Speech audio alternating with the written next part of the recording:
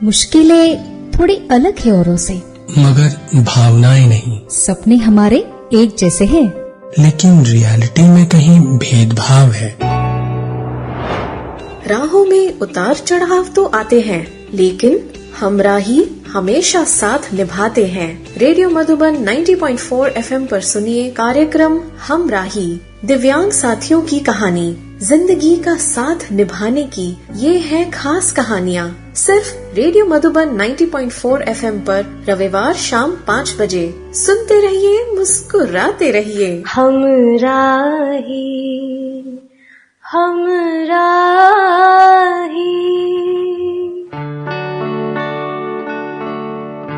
Radio Madhuban 90.4 FM पर हमारे सभी श्रोताओं का हार्दिक स्वागत है, अभिनंदन है। श्रोताओं, मैं संदीप त्रिवेदी आज आप सबके लिए लेकर के हाजिर हो चुका हूं, आपका अपना और हम सबका पसंदीदा प्रोग्राम जिसका नाम है हमराही।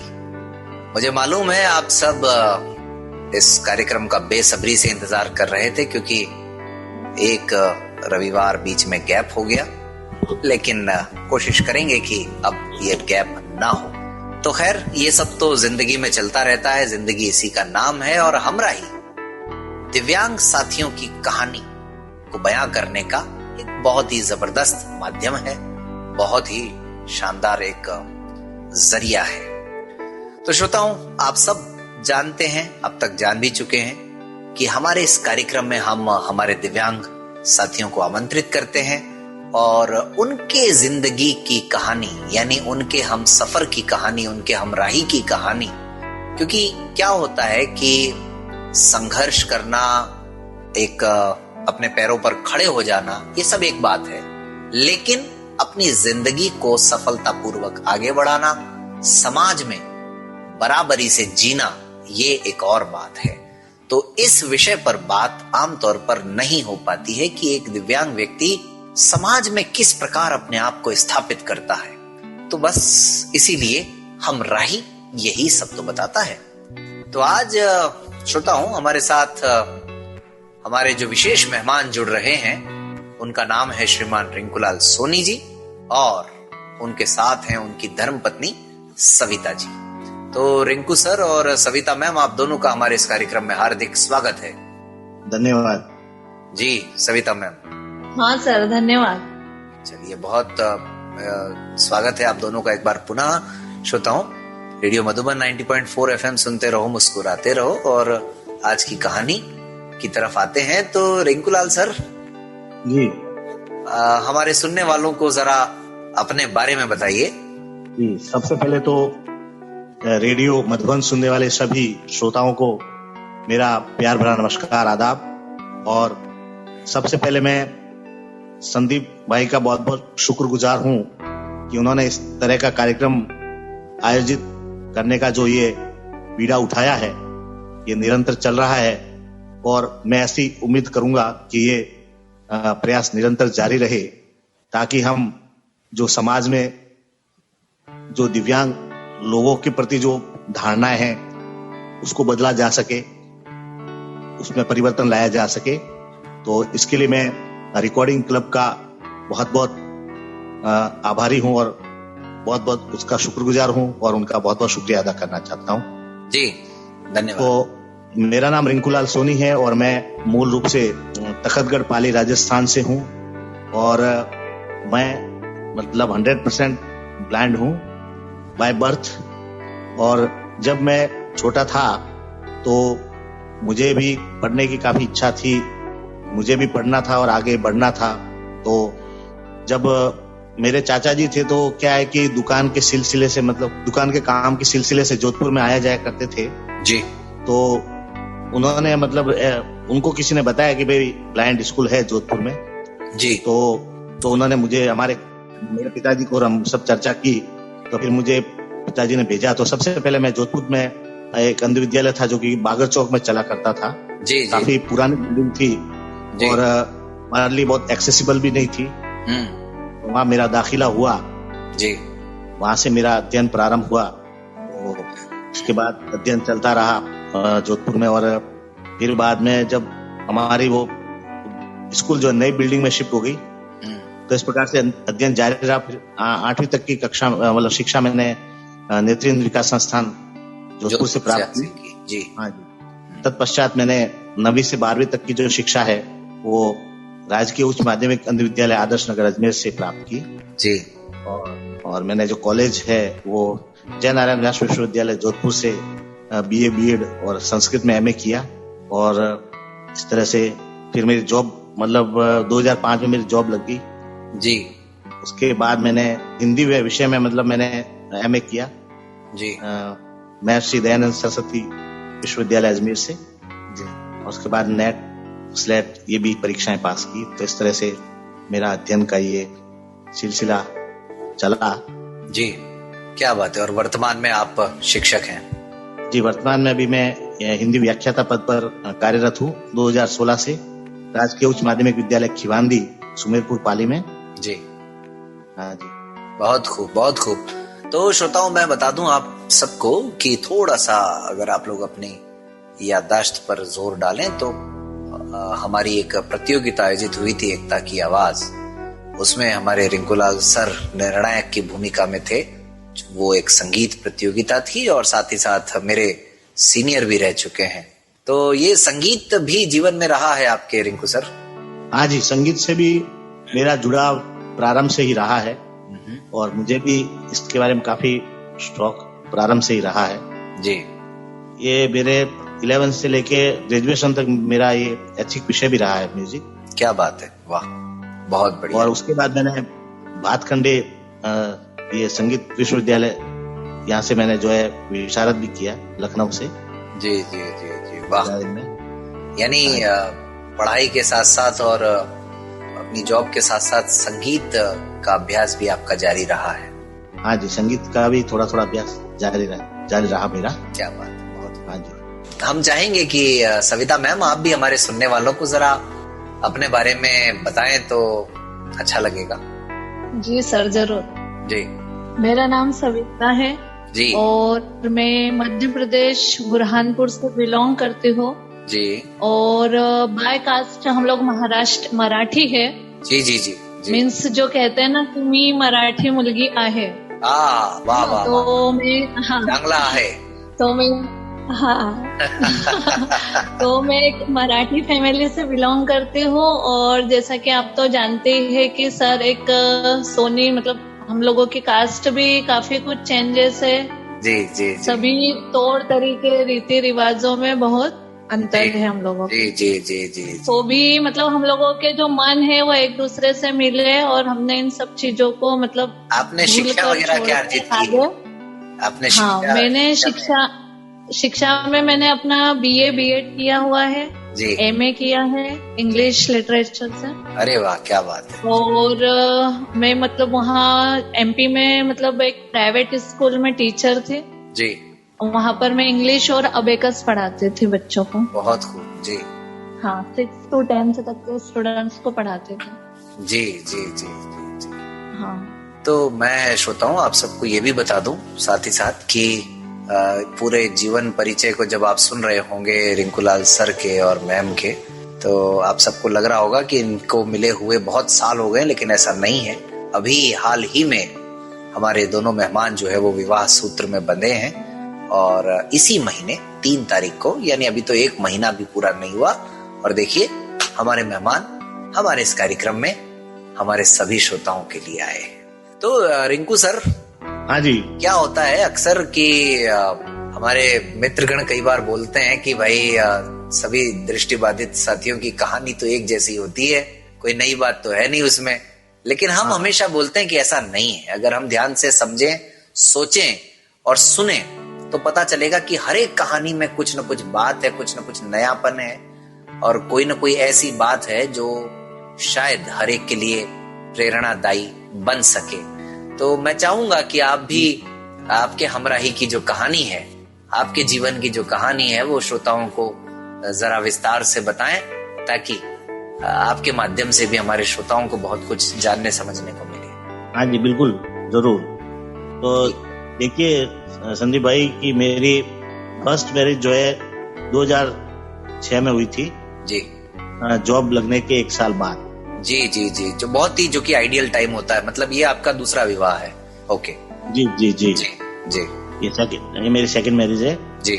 और वो मैरिज हुई थी एक्चुअली परिवार वालों ने ही वो सब उन्होंने ही रिश्ता करवाया था जी। और उन्होंने तो अच्छा ही चाहा था, बिल्कुल।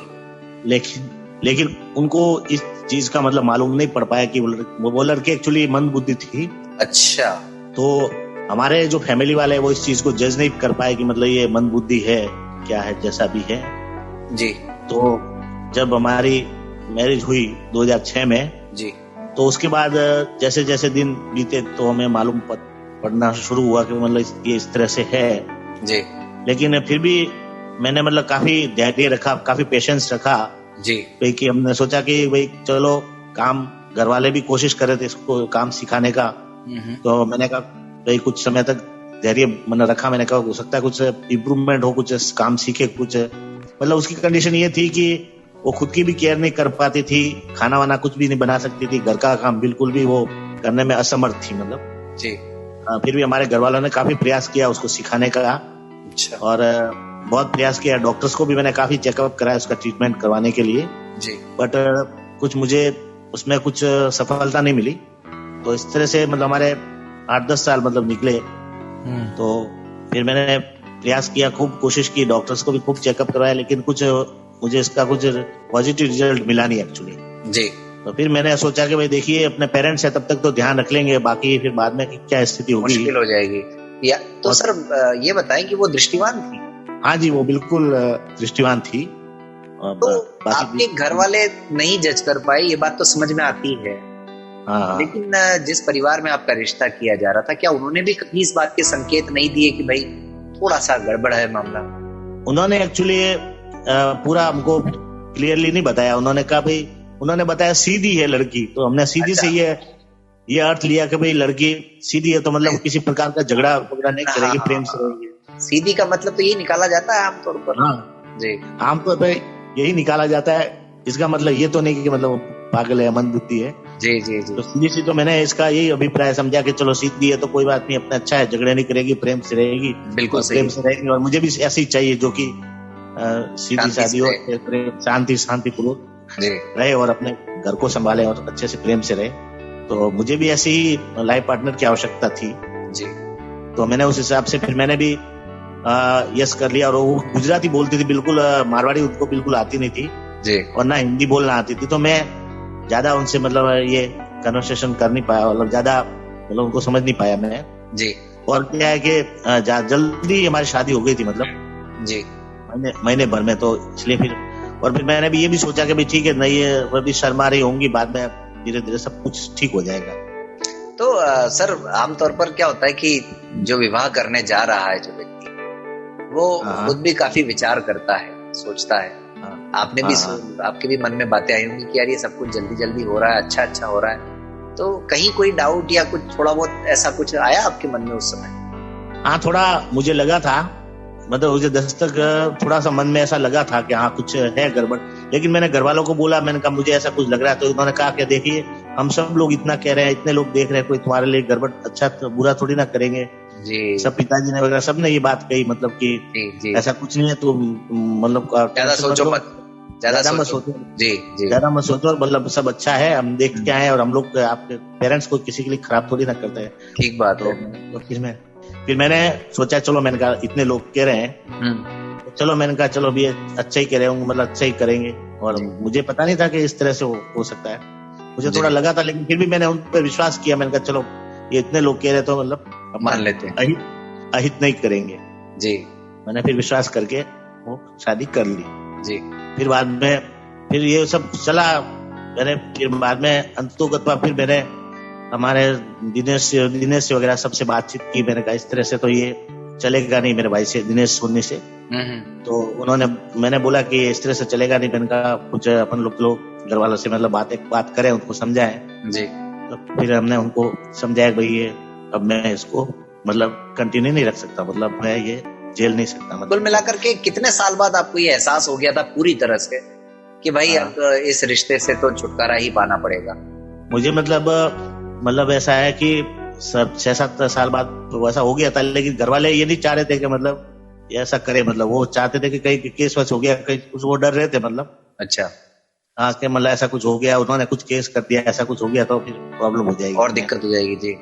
दिक्कत हो जाएगी, तो वो इसके लिए एग्री नहीं थे। अच्छा, फिर बाद में जब वो भी खुद भी परेशान हो गए, मतलब मेरे घर वाले भी, मतलब उसको बार बार संभालना, कहीं भी जाना हो तो तैयार करना उसको जी। उसको, तो वो खुद भी परेशान हो गए थे। फिर बाद में फिर हमने 2016-17 की बात है, वहाँ उस समय बात की हमने, तो दिनेश, हमारा मेरे भाई दिनेश वगैरह सब ने, मतलब सब लोगों ने हमने मतलब घर वाले सबसे बात की, उनको समझाया, तो उनको भी लगा कि हाँ नहीं बात तो सही है कि भाई ऐसे तो कब तक चलेगा जी। और कोई इशू भी नहीं हुआ ताकि वो कि भाई आप बड़ा होके वो भी संभाल सके, ऐसा कुछ। तो आखिरकार फिर आपने तलाक ले लिया? आखिरकार फिर मैंने 2019 में मैंने, अच्छा, 2019 में जाकर के पूरी तरह से आप अलग हो पाए? अलग हो पाया, हाँ जी। बड़ा मतलब अजीब स्थिति है कि हाँ, विवाह हुआ लेकिन परिस्थितियां मतलब ऐसी नहीं बन पाई कि आपका जीवन जो है, शादीशुदा जीवन सफलतापूर्वक आगे बढ़ पाता। बिल्कुल बिल्कुल। तो कोई संतान वगैरह रही आपकी उनसे? नहीं, कोई संतान वगैरह नहीं रही। हाँ। तो मतलब सर काफी आर्थिक रूप से, मानसिक रूप से, शारीरिक रूप से बहुत कष्ट उठाने पड़े होंगे, इसमें तो कोई दो राय नहीं आपको? हाँ बिल्कुल, बहुत परेशान हो चुका था मैं, मतलब बहुत अपने आप से हार चुका था, मतलब बहुत मायूस हो चुका था मैं, बहुत परेशान हो चुका था। लेकिन फिर इसलिए फिर मैंने ये डिसीजन लिया था, मतलब कि मतलब अगर मान लो शादी भी नहीं भी होगी, मान लो तो अकेले भी इससे तो अच्छे मतलब कहीं आ जा सकते हैं ना, पिछली तो टेंशन नहीं ना, कहीं जैसे कहीं चले गए, तो ये मैंने कहा, ये सोचा फिर मैंने। तो अलग होने के बाद आपने क्या सोचा था कि भाई विवाह करूंगा, या फिर आपने सोचा था कि देखेंगे यार जो होगा वो देखा जाए? नहीं, विवाह का तो सोचा था मैंने कि प्रयास तो मैं करूंगा, अगर ईश्वर ने चाहा तो अच्छा हो जाएगा, तो बहुत अच्छी बात है। बिल्कुल सही है जी। बाकी ये मन में तो था ही कि नहीं, करना तो है अपन को, प्रयास करेंगे और अगर माँ ईश्वर ने चाहा तो हो जाएगा, अन्यथा लेकिन हाँ ये इच्छा तो थी कि मतलब दूसरी शादी होनी चाहिए, क्योंकि पेरेंट्स कब तक संभालेंगे, और अपन तो जॉब वाले, कहीं मान लो कहीं और कहीं मतलब रहना पड़ जाए तो फिर जीवन साथी तो सही हो तो अच्छा रहता है कि अपन संभाल सके ताकि अच्छे से। तो 2019 से लेके अब ये 21 चल रहा है सर, हाँ, ये 2 वर्ष का समय कैसा बीता आपका? मतलब इस दौरान क्या क्या हुआ आपकी जिंदगी में? बस ये समय बीता, मतलब इनके डाइवर्स होने के बाद हमारे घर वालों ने भी कोशिश की, लेकिन फिर वो भी कोशिश करते रहे। फिर मैंने भी जीवनसाथी.com पे वगैरह अपनी प्रोफाइल बनाई जी, तो वहां पे मतलब ये कोशिश करता रहा। कुछ और भी हमारे जो भी मतलब रिलेटिव से थे, उनसे भी मैंने बात की, उन्होंने मेरे घर वालों ने बात की, सभी से बोला बस इस तरह से, लेकिन वहां से बात नहीं बनी। फिर जीवनसाथी.com से मतलब मुझे अच्छे लाइफ पार्टनर मिले जी। हाँ जी। तो कई प्रोफाइल भी देखे होंगे इस बीच में आपने, या बस मैम को ही देखा आपने? नहीं, प्रोफाइल कई देखे, कईयों से बातें की, बहुत से लोगों से बातें की, लेकिन मुझे कोई पसंद नहीं आई प्रोफाइल। अच्छा, तो आखिरकार ये निर्णय कैसे कर पाए आप कि भाई सविता मैम ही जो है आपके जीवन में सबसे उपयुक्त है? मैंने उनको ये रिक्वेस्ट, मुझे इनकी प्रोफाइल अच्छी लगी तो मैंने इनको रिक्वेस्ट भेजी थी, तो इन्होंने एक्सेप्ट भी किया। मतलब क्या, मैंने काफी लोगों से बात की तो को ब्लाइंड का सुनते ही वो लोग मना कर देते थे, है ना, और तो इसलिए मतलब, और कुछ लोग थे तो ऐसी कुछ बात करते थे तो मुझे पता चल जाता था, मतलब जी कि भाई मुझे घर बनवा के देना पड़ेगा, ऐसा करना पड़ेगा पहले, मतलब कुछ कंडीशन, डिमांड्स रखते थे कुछ लोग जी। तो मुझे पता लग जाता कि भाई इनका कुछ मतलब दाल में कुछ काला है जी। फिर ये सविता जी से मेरी मुलाकात हुई 18 अक्टूबर को मैंने इनको रिक्वेस्ट भेजी थी, और इन्होंने 25 को मतलब चॉइस को इन्होंने मतलब एक्सेप्ट किया था मेरी रिक्वेस्ट को, और 25 तारीख को मैंने इनको पहला कॉल किया था। अच्छा, तो इनको मैंने अपने बारे में बताया, ये भी बताया कि मैं टोटली ब्लाइंड हूँ, मुझे बिल्कुल भी दिखाई नहीं देता है, तो सारी बातें बताई। तो फिर उन्होंने बोला कि नहीं, फिर इन्होंने इनके एक बच्चा भी है 14-15 साल का, इन्होंने कहा भाई मैंने बोला, मैंने कहा भाई आपके बच्चे को मैं एक्सेप्ट कर लूंगा, मुझे कोई प्रॉब्लम नहीं है जी। तो इन्होंने कहा कि आप अगर ऐसा एक्सेप्ट कर लेंगे तो मुझे भी कोई प्रॉब्लम नहीं है। तो इस तरह से हमारी बात आगे बढ़ी और मुझे मतलब इनकी बातों से ऐसा लगा नहीं कि भाई कोई भी इन्होंने डिमांड वगैरह कुछ ऐसी कुछ नहीं की और बहुत अच्छे से बात करती थी। कोई मैंने डॉक्यूमेंट्स वगैरह मांगे तो उन्होंने फट से मेरे साथ वो शेयर किए और तो मुझे लगा कि भाई नहीं, ये ईमानदार है, बहुत अच्छे हैं। तो फिर मैंने इनसे आगे बात बढ़ाई। कुल मिलाकर के विश्वास करने में आपको ज्यादा मुश्किल नहीं आई, क्योंकि मैम की बातों में आपको सादगी और सच्चाई नजर आई। हाँ, काफी सच्चाई नजर आई इनकी बातों में मुझे। जी तो चलिए, बहुत खूब, बहुत एक बार शुभकामनाएं और बहुत बधाई आप दोनों को। चर्चा को आगे बढ़ाते हैं अब सविता मैम के साथ। देखें उन्हें आप पर विश्वास करने में वक्त कितना लगा। तो सविता मैम जी सर, पहले तो अगर आप बताना चाहें तो हम जानना चाहेंगे कि आपका पहला विवाह जो है वो क्या हुआ उसमें, और फिर उसके बाद रिंकूलाल सर के बारे में, क्योंकि आपका भी ये पहला ही अनुभव किसी ब्लाइंड से मिलने का रहा होगा। बिल्कुल बिल्कुल, फर्स्ट टाइम ही किसी को जानते नहीं होंगे, किसी को देखा नहीं होगा, कभी इतना आसान नहीं था आपके लिए भी निर्णय लेना। तो थोड़ा सा विस्तार से हमारे सुनने वालों को बताएं प्लीज। हाँ बिल्कुल, जैसे मैंने बताया कि हमारी कास्ट मराठी है, तो हम लोगों की कास्ट में क्या होता है कि बहुत कम एज में ही विवाह हो जाता है जी। तो मैंने मतलब अपना 12th पास किया था और 1 ईयर तब भी मैंने प्राइवेट स्कूल में जॉब किया था 12th की बेच पे ही। तो उसके बाद में तब मैं 19 इयर्स की थी और मेरी शादी हो गई थी जी मैम। हाँ, मेरी शादी उस समय अरेंज मैरिज थी, कास्ट में ही हुआ था रिश्ता, मतलब रिलेटिव्स के माध्यम से ही। हाँ जी मैम। और जो मेरे हस्बैंड थे वो पुणे महाराष्ट्र में रहते थे, मतलब वहाँ मेरा रिश्ता हुआ था जी मैम। अच्छा था काफी, सब कुछ मतलब नॉर्मल जैसी लाइफ सबकी चलती है इस तरीके से सब कुछ हैप्पी लाइफ चल रही थी जी। 2005 में मेरा विवाह हुआ और 2007 में मुझे मतलब मैंने एक बेटे को जन्म दिया जी। इसके पश्चात सब कुछ चल रहा था बहुत अच्छे से। और जो मेरे हस्बैंड थे वो भी मतलब अच्छा इनकम था उनका, बिजनेसमैन थे, पीओपी, किचन ट्रॉली वगैरह इस तरीके से जी। सब वेल सेटल भी था और बढ़िया चल रहा था। फिर उसके पश्चात 2011 में क्रिसमस की छुट्टियां थी, मतलब बच्चा इतना बड़ा हो चुका था कि वो प्रेप मतलब नर्सरी जो होती है क्लास जी। उसमें उसका एडमिशन भी हो चुका था जी। तो हम लोगों को जैसे कभी बुरहानपुर मायके आने के लिए बहुत वैसे भी कम मिलता था। तो उस टाइम क्रिसमस की छुट्टियां थी और उधर महाराष्ट्र में क्या होता है कि क्रिसमस की छुट्टियों में ही लंबा टाइम मतलब होता है हॉलीडेज वगैरह, दिवाली वगैरह में कोई हॉलीडे नहीं होते वहाँ, नहीं होते हैं जी।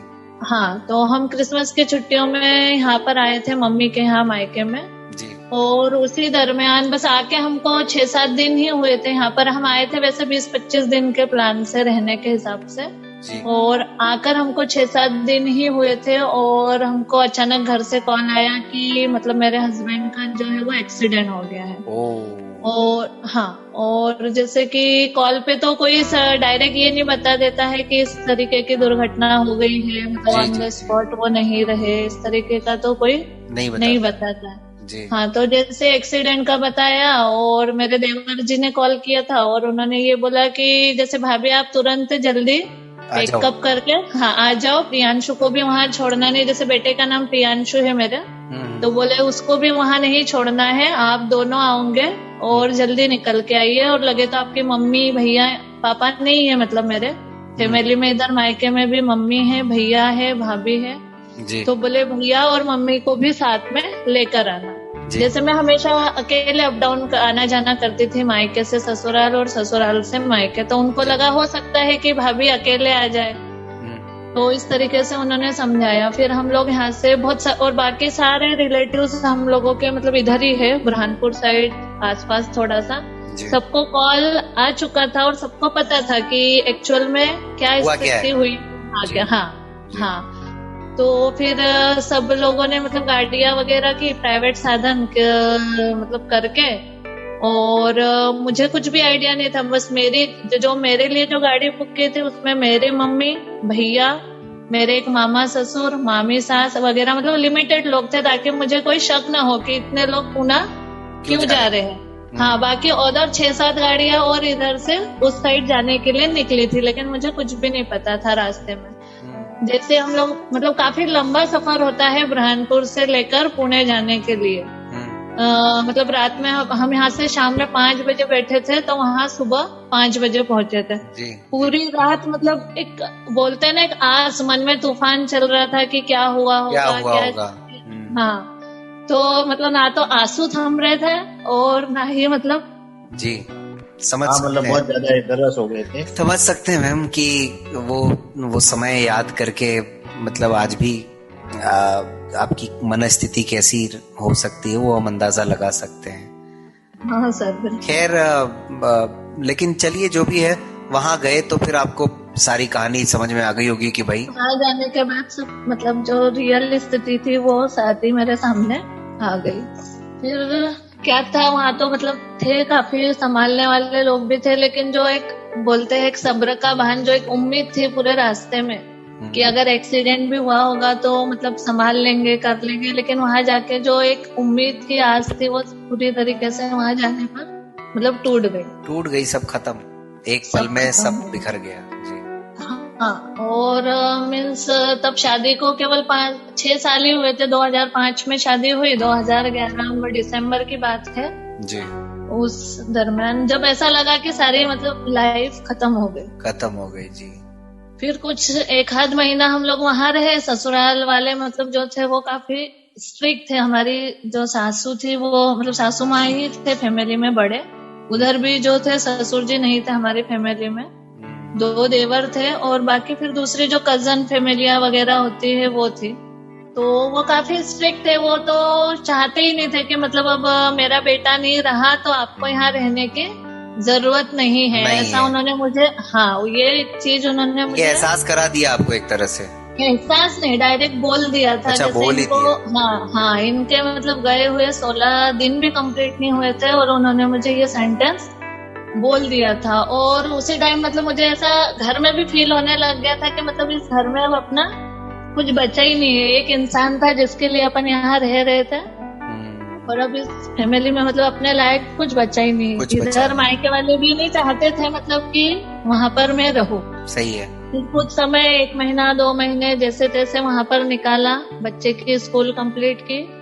और फिर फरवरी में मम्मी भैया ये लोग आए और वहाँ से मुझे हमेशा के लिए इधर लेके आए। दिमाग में तो इनके भी चल रहा था कि अभी एज हमारी बेटी की ज्यादा नहीं है, 23-22 है, तो हम इसके रीमैरिज करवाएंगे जी। काफी उन्होंने भी खूब कई जगह रिश्ते ढूंढे। मतलब उनका मेन तो मोटो यही था कि हम कास्ट में ही रिश्ता करवाए जहाँ तक हो जी। क्योंकि ज्यादातर सभी का यही होता है कि कास्ट में हो जहाँ तक तो बेटर हो, इस तरीके की सोच थोड़ी सी है फैमिली में। तो उन्होंने काफी जगह रिश्ते ढूंढे। बहुत सी जगह ऐसे रिश्ते भी आए कि जो व्यक्ति होते थे वो कम से कम 50-55 साल के होते थे। और उनके इतने बड़े बड़े मतलब एज वाले होने के बावजूद भी उनके बच्चे, उनके घर में बहुएं होने के बावजूद भी वो ये कहते थे कि हम आपके बेटे को एक्सेप्ट नहीं करेंगे जी। और मैं तो मतलब पढ़ी लिखी थी, मेरा कोई ऐसा इरादा नहीं था कि मतलब मैं करूँ। और फिर कभी कभी रियलाइज भी होता था कि यार मायके में कब तक रहेंगे इस तरीके से, मतलब खुद का घर भी होना चाहिए, खुद की फैमिली होनी चाहिए जी। इस तरीके से एक तूफान मन में चलता था। एक मन में चलता था कि नहीं कर लेना चाहिए, एक मन में चलता था कि नहीं करना चाहिए, कैसे मिलता सेकंड मैरिज में, पता नहीं क्या होगा कैसे होगा, इस तरीके से। और कुछ कुछ रिश्ते तो ऐसे भी आते थे उनके खुद की 2-2, 3-3 संतान होने के बावजूद भी वो मतलब मेरे एक बेटे को एक्सेप्ट करने से मना कर रहे थे। मतलब बड़ी उलझन चल रही थी जिंदगी में आपके। बहुत ज्यादा। और फिर कुछ ऐसे रिश्ते आते थे कि वो अनमेरिड थे, बट क्या होता था कि विचार नहीं मिलते थे। अब जैसे मान लो किसी को अपना सिग्नेचर करना तक नहीं आता है तो उसके और फिर अपने विचार कुछ मेल नहीं खाते हैं। ठीक बात है।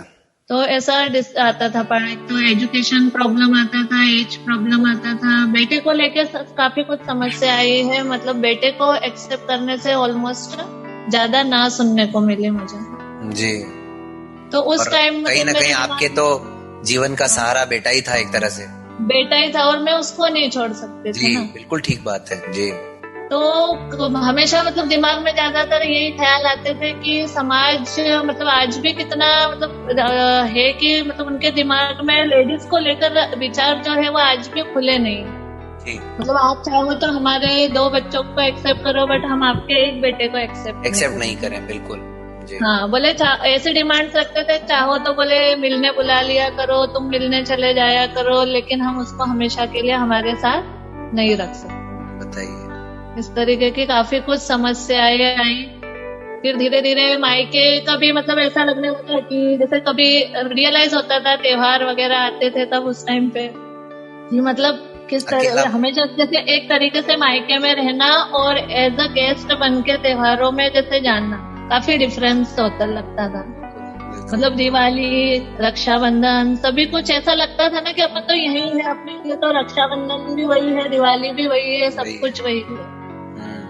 फिर कुछ दिनों बाद थोड़ा सा पढ़ाई और कोचिंग के लिए मैंने सोचा कि अब मैं बाहर शिफ्ट होंगी। जहाँ मतलब भैया मम्मी ये लोग रहते थे वो थोड़ा छोटा गांव था, तो वहाँ पे कोचिंग की इतनी फैसिलिटी नहीं थी। तो वहाँ से थोड़ा सा 10-15 किलोमीटर दूरी पर बुरहानपुर सिटी है। फिर हम लोग वहाँ पर शिफ्ट हुए, प्रियांशु को लेकर मैं अकेले। फिर मैंने वहीं जॉब भी किया और कॉम्पिटिटिव एग्जाम की तैयारी भी की और उसके लिए मुझे कोचिंग जाना पड़ता था। बेटे को भी पढ़ाया, प्राइवेट स्कूल भी की, ट्यूशन भी की। इस तरीके से फिर मैं अपना घर मैनेज करने लगी। फिर लॉकडाउन के दरमियान मतलब मैंने शादी का तो खुद अपना पर्सनली नहीं सोचा। फिर बाद में अभी जब ये लॉकडाउन लगा ना अप्रैल में जी तब मेरे दिमाग में काफी कुछ तूफान चलने लगा कि क्योंकि इनकम का सोर्स भी बंद हो गया। बिल्कुल सही है। हाँ, घर रूम रेंट देना है, बच्चे को खिलाना है, अपने को भी खाना है, पढ़ना है, बाकी की बहुत सारी रहती है जो करना ही है, जिसको आप मतलब स्किप नहीं कर सकते। जो डेली चीजें है वो जो चीजें जरूरी हैं वो जरूरी हैं, वो करनी ही पड़ती है, उसको करनी ही पड़ती है। नई लग्जरी लाइफ तो कम से कम जो जरूरी है वो तो अपने को करना ही होगा, करना ही होता है जी। तो तब बहुत मतलब दिलो दिमाग में ख्याल आने लगे कि जॉब की भी प्रॉब्लम है। जॉब में भी मतलब प्राइवेट में ये कोरोना वगैरह इसकी वजह से भी काफी कुछ, जो आपकी सैलरी 7,000 है तो आपको 5 मिलेगी, उसमें से 25% कटवाना होगा। इस तरीके की फाइनेंशियल प्रॉब्लम्स भी सुनने में आने लगी। कॉल्स पे ही मतलब बातें होने लग गई थी। फिर मैंने सोचा अब क्या किया जाए, और फिर इस तरीके से तो लाइफ नहीं चलेगी। फिर एक दिन अचानक नाइट में दिमाग में आया, फिर मैंने सोचा ट्राई करने में कोई हर्ज नहीं है, अब मैं अपने बलबूते पे ट्राई करती हूँ। अब तक जैसे मैंने फैमिली को टाइम दे दिया। फिर मैंने सोचा अब मैं अपने हिसाब से एक बार ट्राई करती हूँ, जो होगा देखा जाएगा। हाँ, फिर मैंने अपना प्रोफाइल जीवन साथी पे बनाया। बहुत सारी रिक्वेस्ट आई। जहाँ तक मेरा अभी मेन यही था कि मैंने यही सोचा था कि मैं शादी करूंगी तो महाराष्ट्रियन लड़के से ही करूंगी, मराठी, जिसके मदर टंग मराठी हो। मैंने ये ऐसा कभी नहीं सोचा था कि मैं कभी जीवन में राजस्थान जाऊंगी। हाँ, लेकिन जिस इलाके में आप आए हैं ना, वहाँ के बहुत सारे लोग महाराष्ट्र में सेटल्ड हैं। हाँ, बिल्कुल बिजनेस के। और हाँ, तो जैसे फिर मैंने अपना प्रोफाइल बनाया था 4 अप्रैल को। तो काफी कुछ लोगों से बात हुई, कुछ लोग फेक भी लगे, कुछ फ्लर्ट करने वाले लगे, बहुत अलग अलग लोगों से सामना हुआ। फिर उसके बाद 18 अक्टूबर को जब इन्होंने मुझे रिक्वेस्ट भेजा तो मैंने मतलब मुझे कुछ भी आइडिया नहीं, कुछ भी पता नहीं कि मैंने इनका रिक्वेस्ट कब एक्सेप्ट किया। हाँ, मैं यही सोचती हूँ कि मैंने मेरे जीवन में आज तक जितने लोगों ने मुझे रिक्वेस्ट भेजी ना, किसी की भी रिक्वेस्ट बिना रीड किए प्रॉपर एक एक लाइन पढ़ते थे, उसके बाद ही मैं उसको एक्सेप्ट करते थे। ये कहानी तो ऊपर वाला तैयार कर रहा था। हाँ, तो ये बिल्कुल ऐसा ही। जब मैंने बाद में सारा रियलाइज किया ना, तो मुझे यही फील हुआ कि ये कहानी शायद ऊपर वाले ने ही कुछ सोच समझ के लिखी होगी, इसलिए उसने अनजाने में। वरना मैं रीड करती थी कसम से, जैसे ही मैं ब्लाइंड पढ़ती मैं इनकी मतलब रिक्वेस्ट है उसको डेक्लिंग कर देते। जी। क्योंकि जीवन में ऐसा कभी किसी मतलब सामना हुआ नहीं है, अनुभव नहीं कोई जी। हाँ, कोई अनुभव नहीं किसी चीज का। मतलब एक डर वाली फीलिंग आ जाती है वहाँ पर। नहीं तो एक बात बताओ मैम, आपको क्या लगता है ये फीलिंग आनी चाहिए क्या? वैसे वैसे नहीं आनी चाहिए। अब देखो मैं भी एक नॉर्मल इंसान ही हूँ, जैसे सभी के दिलों में जिस तरीके की फर्स्ट टाइम फीलिंग आती है वैसे मुझे भी थोड़ी सी लगी। फिर उसके बाद 24 को अचानक से मतलब वो एक्सेप्ट हो गई, 25 को इनका डायरेक्ट कॉल आ गया। जब इन्होंने अपना इंट्रोडक्शन भी दिया तो मुझे 1% के लिए भी याद नहीं आ रहा था कि कौन रिंकू लाल सोनी और मैंने कब इनका एक्सेप्ट कर लिया जी। हाँ, कुछ भी आइडिया नहीं। हालांकि मेरा नेचर ऐसा है कि मैं कभी भी मतलब किसी को एकदम ऑन द मतलब ना नहीं बोलते हो, ना नहीं बोलती हूँ और हर्ट भी नहीं करती हूँ जी। देखो बनाया तो सभी को ऊपर वाले ने है, किसी को 19 बनाया, किसी को 20 बनाया, सही है।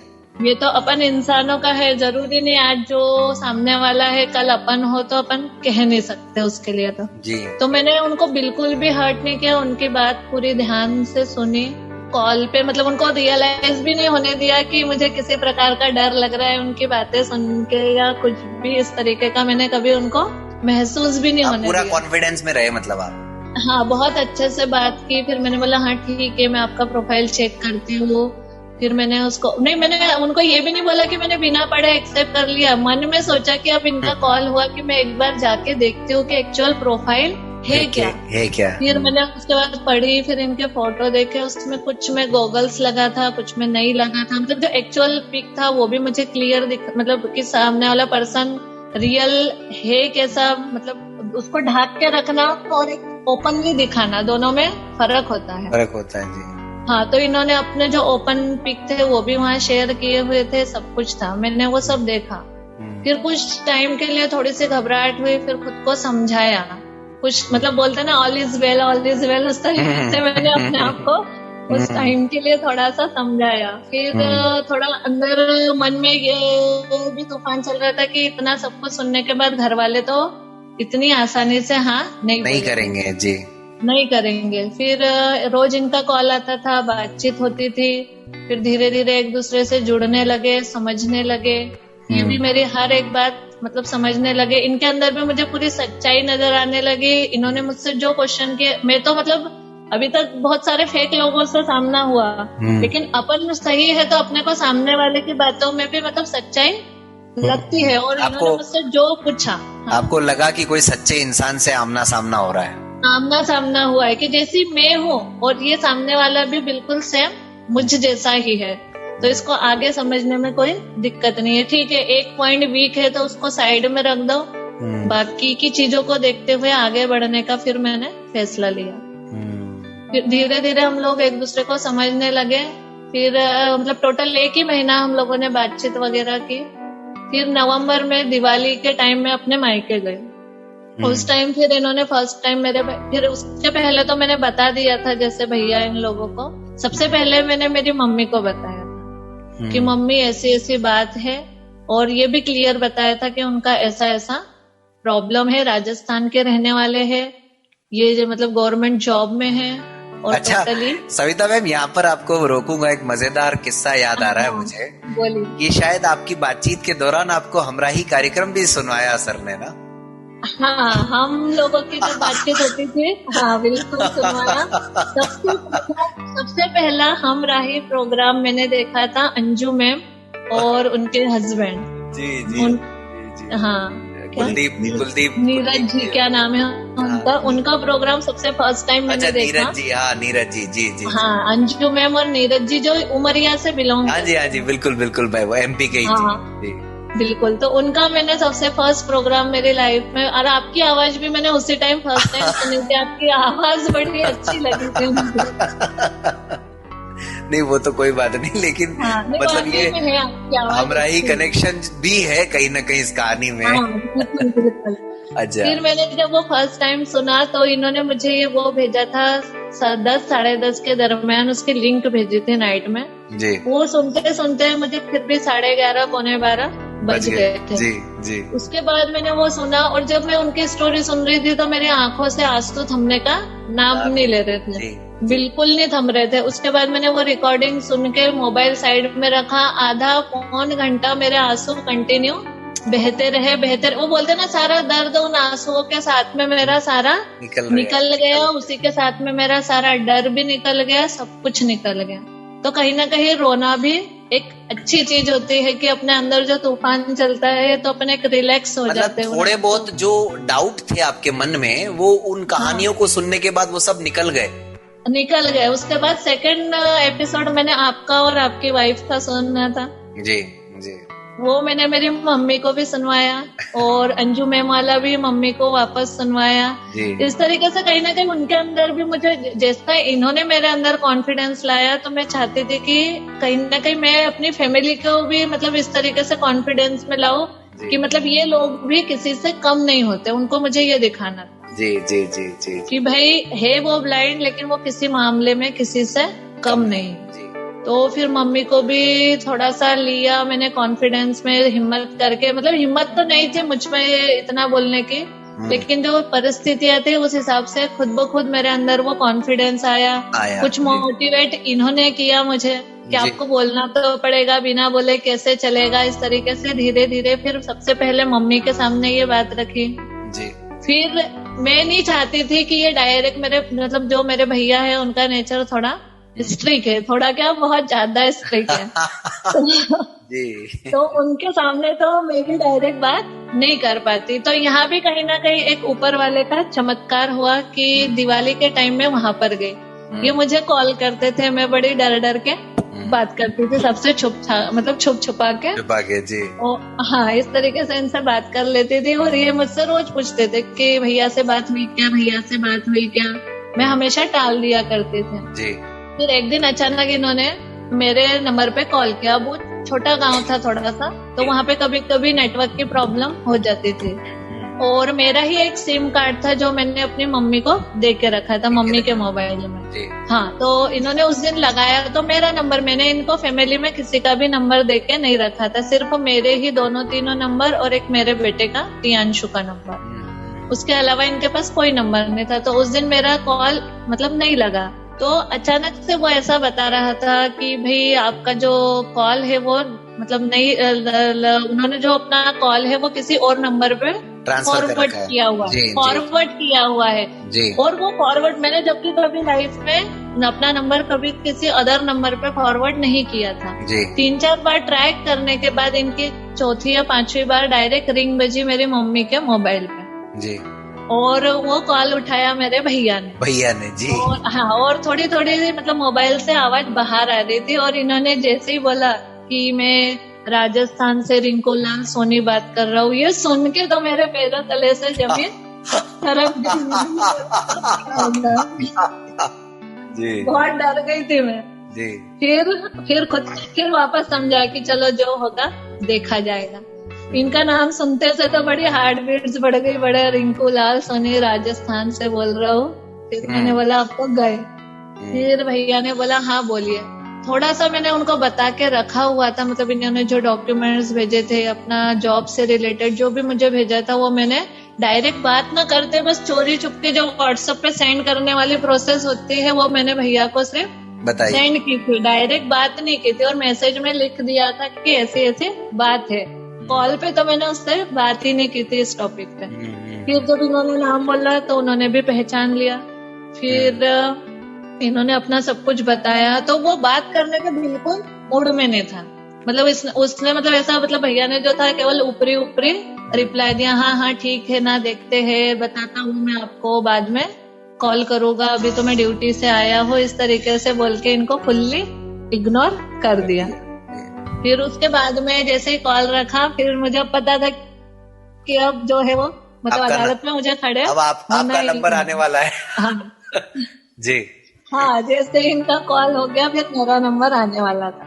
फिर पता नहीं थोड़ी सी मतलब आज तक मैंने कभी मतलब मेरे भैया से बोलो तो ऐसे मतलब ऊंची आवाज में कभी बात भी नहीं की थी और वो जो बोलता था मैं उसका हर कहना मानती, लेकिन पता नहीं उस टाइम मुझे क्या हो गया था, मतलब उसकी हर बात को मैंने क्रॉस में काटा। जब वो बात हो गई फिर उसने मुझसे पूछा कि क्या है क्या नहीं है, तो फिर मैंने फिर स्टोरी रिपीट करना पड़ा कि भाई राजस्थान के रहने वाले हैं, नाम ये है, ये करते हैं, इस तरीके से पूरा स्टोरी फिर से बता। तो सबसे पहला सेंटेंस मेरे भैया ने मुझे ये बोले तुझे शर्म आ रही है कि नहीं थोड़ी सी भी, मतलब तू ऐसे इंसान के साथ रहना चाहेगी तुझे ठीक लगेगा क्या? उसने मुझसे सबसे पहला ये ऐसा इंसान मतलब जो ब्लाइंड है यूं? हाँ ये अच्छा, बाकी और कुछ नहीं। और बोले बहुत दूर है, ना तो वो हमारी कास्ट के हैं और ना ही बोले किसी भी चीज में बोले लोग हमको क्या बोलेंगे, हम लोगों को क्या मुंह दिखाएंगे, इस तरीके के शब्दों का उन्होंने यूज किया। फिर मैंने बोला मुझे लोगों से कोई मतलब नहीं है, मुझे उस इंसान से मतलब है। आज अगर उस इंसान के मेरे लाइफ में आने से मेरी लाइफ बनती है और मेरे उनके लाइफ में जाने से उनकी लाइफ संवरती है, मेरे बेटे की लाइफ संवरती है, तो मैं अपना फ्यूचर देखूंगी। इस तरीके की बातें हम दोनों भाई बहनों के बीच में हुई। बीच में मम्मी थे, मम्मी ने थोड़ा मुझे भी सपोर्ट किया, लेकिन जहां तक हो ज्यादा भैया के ही सपोर्ट में रही कि भाई वो कह रहा है। जैसे मम्मी को ये लगता था कि भाई बाहर ज्यादा घूमता है तो भैया को ज्यादा दुनियादारी समझती है। हाँ, मतलब माता जी को कुलना के दोनों तरफ ही देखना था आपको भी। हाँ, मतलब वो मुझे भी समझती थी, लेकिन एक बैलेंस बना करके चलना था उन्हें तो। हाँ, और भाभी जी जो थे वो बेचारे चुप थे, वो तो किसी भी मतलब बोलने वाली कंडीशन में नहीं थे। फिर उसके बाद में इस तरीके के नाइट में बात हो गई। फिर उन्होंने भैया ने बोला कि मैं जीजाजी को कॉल करता हूँ, फिर देखेंगे क्या होता है क्या नहीं। फिर उन्होंने जीजाजी को फोन किया। हमारे मतलब एक बड़े जीजाजी है, एक सिस्टर है जिनकी शादी महाराष्ट्र में हुई है। फिर जीजाजी को कॉल किया, जीजाजी से कॉल पे बात हुई तो जीजाजी ने भी तुरंत ना बोला, मेरी बिल्कुल ना है बोले। सविता की शादी पहली बात तो इतनी दूर करना नहीं है और ऐसे व्यक्ति से तो बिल्कुल नहीं करना है। और ना ही वो लोग, सबसे मेन तो इन लोगों का टॉपिक ये चलता था, ना ही वो हमारी कास्ट के है और ना ही राजस्थान में हमारा कोई रिलेटिव है जिनके भरोसे हम लड़की इतनी दूर दे दे। इस तरीके की बात दोनों की हो गई। फिर ये लोग सब सो गए। फिर रात भर तो मन में वही ख्याल चलते रहे कि अब क्या होगा, कैसे होगा। फिर दूसरे दिन हमारा निकलने का समय आया, हमको आना था बुरहानपुर वापस। हम लोगों ने पैकिंग की, इस टॉपिक पे कोई रिपीट बात नहीं हुई। बस जब मैंने बैग उठाया तो निकलते टाइम भैया ने एक ही सेंटेंस बोला कि राजस्थान कॉल करके क्लियरली मना कर देना, उनको बोल देना दोबारा यहाँ कॉल करने की जरूरत नहीं है और हमारी ना है। तो मैंने बोला क्यों ना है? तो बोले कि जीजाजी ने भी अब मना कर दिया है और मेरी भी ना है। तो मैंने बोला ठीक है, आप लोगों की ना है लेकिन मेरी थोड़ी ना है। मैंने कहा मेरी तो हाँ है। मतलब इतनी हिम्मत आ गई थी आपके अंदर भी? हाँ, आ गई थी। तो उस टाइम मैंने बोला मेरी तो ना नहीं है ना, आप लोगों की हाँ है। ठीक है, आप लोग सपोर्ट करते हो तो बहुत अच्छी बात है, अगर नहीं करोगे तो मैं अपने हिसाब से देखूंगी। ये कह के मतलब ये सेंटेंस बोलते टाइम काफी दर्द भी हुआ, आंखों से आंसू भी निकलने लगे, लेकिन हिम्मत करके बोला, बैग उठाया, वहां से निकली, अपने स्कूटी उठाई, बच्चे को उठाया, बैग उठाया और निकले बुरहानपुर के लिए। फिर घर आके वही सोचा कि अब आगे कुछ ना कुछ तो मतलब बढ़ना पड़ेगा, तब जाके फिर इन लोगों से मैंने बहुत कम बात करना स्टार्ट कर दिया था। कॉल भी बहुत कम करने लगी थी, दीदी जीजाजी को भी नहीं करती थी, उनको भी मैंने फिर से कॉल करके अपनी बात दोबारा समझाने की मतलब कोशिश की, जीजाजी और दीदी को। तो मेरी दीदी जो थी वो काफी जोर जोर से मुझे डांटने लगी कि जब एक बार भैया ने मना कर दिया है, तेरे जीजाजी ने मना कर दिया है, तो समझ में नहीं आता क्या? इस तरीके से वो मुझे, मतलब बड़ी सिस्टर है तो डांट भी सकती है, तो डांटना शुरू कर दिया। फिर मैंने धीरे धीरे मैंने यही सोचा कि मैं जितना इन लोगों से बात करूंगी ये उतना मुझे उलझाएंगे और कहीं ना कहीं मेरा कॉन्फिडेंस भी ये लोग कम करेंगे। क्योंकि क्या होता है, बाहर दुनिया से आप बहुत लड़ाई लड़ सकते हो लेकिन अपनों से लड़ना बहुत मुश्किल हो जाता है। तो फिर धीरे धीरे मैंने एक एक स्टेप आगे बढ़ना शुरू किया। कुल मिला के आपने तो ये तय कर रखा था कि भाई अब जो भी होगा देखा जाएगा। हाँ, जो भी होगा देखा जाएगा, इस तरीके से। अच्छा, और एक बात बताऊं मैं कि हाँ? एक यहाँ पर मेरे जहन में प्रश्न ये आ रहा है कि चूंकि बेटा भी अब इतना छोटा नहीं है, तो क्या कभी उससे आपको लगा कि चर्चा करनी चाहिए या नहीं? आपने कुछ नहीं चर्चा की? नहीं, मैंने की उससे भी। सबसे जब इनके प्रोफाइल और मतलब जो हमने सिर्फ 2 या 3 दिन बात की होगी ना, उसके बाद तो मुझे थोड़ा समझ में आने लगे ये कि नहीं, इंसान अच्छे है। तो तभी उसके मतलब बाद में ही जस्ट मैंने सबसे पहले अपने बेटे से ही बात की थी सबसे पहले जी। हाँ, कि बेटा इस तरीके की बात है, और फिर इन दोनों की भी आपस में मैंने बात करवाई सबसे पहले, तब जाके मैंने परिवार वालों से बात की। जब जिसको मेरे साथ रहना है अगर वो तैयार है तो फिर बाकी लोगों से बात करने, वो बात का मैटर है कि बाकी लोगों से कब बात की। कुल ना करके बच्चे की प्रतिक्रिया क्या रही?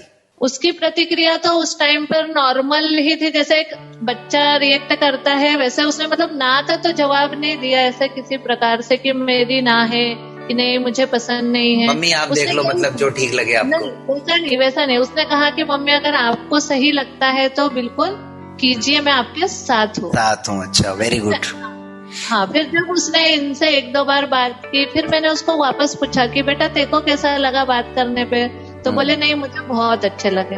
फिर उसके बाद में घर वालों को मैंने बहुत बार फोन किया कि वहाँ चलना है अपने को, जैसे ये हम लोगों को यहाँ बुला रहे थे कि ठीक है भाई आप देख लो, आकर मिल लो, क्योंकि ऐसी जो शादी की बातें होती है वो केवल फोन्स पे आप लोग कुछ डिसाइड नहीं कर सकते हैं, उसके लिए मिलना जुलना भी जरूरी है। फिर इन्होंने हम लोगों को राजस्थान बुलाने के लिए, मतलब इनके पेरेंट्स से भी मेरी 2-4 बार बात हुई। इनके घर वाले भी पहले बिल्कुल मना थे कि नहीं नहीं मराठी लड़की से बिल्कुल शादी नहीं करना है, मराठी लड़की हम लोगों को नहीं चलती। तो इनके घर वाले भी बिल्कुल ना के पक्ष में थे। फिर इन्होंने भी अपने मतलब मम्मी तो बिल्कुल इनके मना कर रहे थे। उनकी मम्मी ने कहा जैसे भाई मेरी तो मराठी लड़की के लिए ना है, लेकिन अगर बाकी के फैमिली वाले हाँ बोल दे तो मैं मना भी नहीं करूंगी। फिर इन्होंने अपने पापा जी से बात की, सभी से धीरे धीरे बात की। फिर उन लोगों को भी ये फील होने लगा कि हो सकता है अपने बेटे की आंखों का कुछ फायदा उठा के कोई चीट लड़की ना आ जाए। बिल्कुल, ये एक बड़ा डर रहता है आजकल जी। हाँ, ये उनकी फैमिली को बहुत डर सता रहा था कि भाई वो तो पढ़ी लिखी है, सब कुछ है, कोई उसके अंदर कोई कमी नहीं है, सब कुछ है, तो फिर वो लड़की क्यों अपने बेटे को हाँ बोल रही है, ये उनके दिमाग में चल रहा था। तो फिर उन्होंने मेरे डॉक्यूमेंट्स देखे, सब कुछ देखा, उसके बाद उनको थोड़ा सा ट्रस्ट हुआ। डॉक्यूमेंट्स देखने के बाद केवल मतलब बोला जाए तो 40% 45% उनको थोड़ा सा ट्रस्ट हुआ। फिर आई बात यहाँ पर आने की। मम्मी से पूछा आप चलोगे, मम्मी बोले मैं नहीं आऊंगी। भैया से पूछा मैं नहीं आऊंगा। ऐसा किसी ने भी मुझे सपोर्ट करने से क्लियरली मतलब मेरे फैमिली वालों ने मना कर दिया। फिर जब फैमिली वाले मना कर देते हैं तो लास्ट में सहारा बचता है फ्रेंड्स लोगों का। फिर मेरी एक 11th-12th क्लास की फ्रेंड थी, तो मैंने उससे इस टॉपिक पे सब कुछ डिस्कस किया। तो मुझ में तो इतनी हिम्मत नहीं थी कि मैं उसको डायरेक्ट बोल दूं कि चल तू मेरे साथ चल रही हो, तो क्योंकि वो भी गवर्नमेंट जॉब में थी और एक मतलब शादीशुदा एक फैमिली वाली लड़की को अपन पहले के टाइम की बात अलग हो जाती है, लेकिन शादी के बाद में बोलना थोड़ा सा अलग हो जाता है। तो मतलब मेरी फ्रेंड इतनी अच्छी थी कि उसने खुद मुझे मतलब सामने से कहा, राखी तिवारी नाम है उसका, वो ब्राह्मण कास्ट के ही है जी। तो उसने खुद सामने से मुझसे कहा कि ठीक है मैं तेरे साथ चलने के लिए तैयार हूँ, अब जो मतलब तूने जो निर्णय लिया है उसको अपन अंजाम तक जरूर पहुंचाएंगे। फिर वहां से हम लोग मतलब वो देवास में रहती है, इंदौर के पास में है, तो वहाँ हम उसके घर गए प्रियांशोर में। वहां से फिर हमारा रिजर्वेशन था इधर आने के लिए, इन्होंने ही करवाया था। उदयपुर से फिर हम लोग आए, हाँ देवास से हम लोग उदयपुर आए। उदयपुर में ये हमको मतलब लेने के लिए पिकअप करने के लिए आए। फिर इनके घर पहुंचे, सारी फैमिली वालों से मिले। इनके घर काफी लोग मतलब मुझसे मिलने के लिए बड़े एक्साइटेड थे। इनके चाचा कुल मिलाकर के जो अड़चने थी बड़ी बड़ी वो सारी दूर हो गई। हाँ, फिर यहाँ पर पहुंचने के बाद में सबसे मिले। जब उन लोगों ने मुझसे बात की उसके बाद इनकी मम्मी ने मुझसे बस 15 मिनट बात की, और 15 मिनट के बाद में इन्हें बाहर आके बोलते हैं कि अब मेरी बिल्कुल भी ना नहीं है, मेरी तरफ से 101% हाँ है, होगी शादी तो इसी लड़के से होगी। जी जी जी। इस तरीके का इनकी फैमिली मतलब पूरी तरीके से हाँ थी। बस शर्त उनकी भी ये थी कि मतलब मेरी फैमिली वाले भी तैयार होने चाहिए, ताकि मतलब यहाँ के लोगों को ये ना लगे कि भाई इन्होंने पता नहीं कोई, लगता है जो छोटे छोटे गांव होते हैं वहाँ के लोगों की सोच रहती है कि पता नहीं कौन सी लड़की मतलब ये लेके आ गए। फैमिली थोड़ा सा फैमिली बैकग्राउंड साथ में हो तो सभी को थोड़ा कॉन्फिडेंस। बहुत अच्छी बात है कि आपकी कहानी सुनते सुनते जो है वो समय भी हमारा लगभग पूरा हो गया और आखिरकार आप दोनों का मिलन हुआ।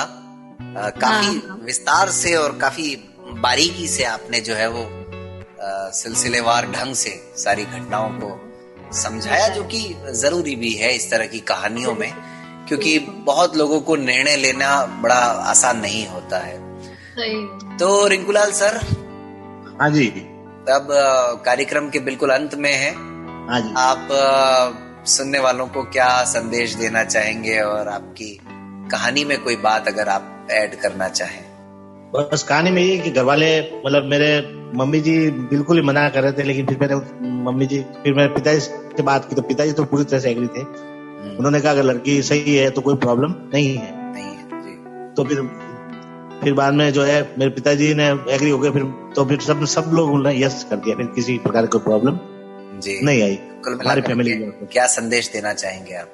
हाँ, मैं ये संदेश देना चाहूंगा कि भाई अगर आपको मैरिज किसी से भी करनी है तो पहले तो उसके बारे में पूरी परख कर ले, अच्छे से उसको जांच लें, अच्छे से मतलब डॉक्यूमेंट्स वगैरह देखें, जैसा भी है उनके अच्छे से बात करके उनको समझ लें, परख लें।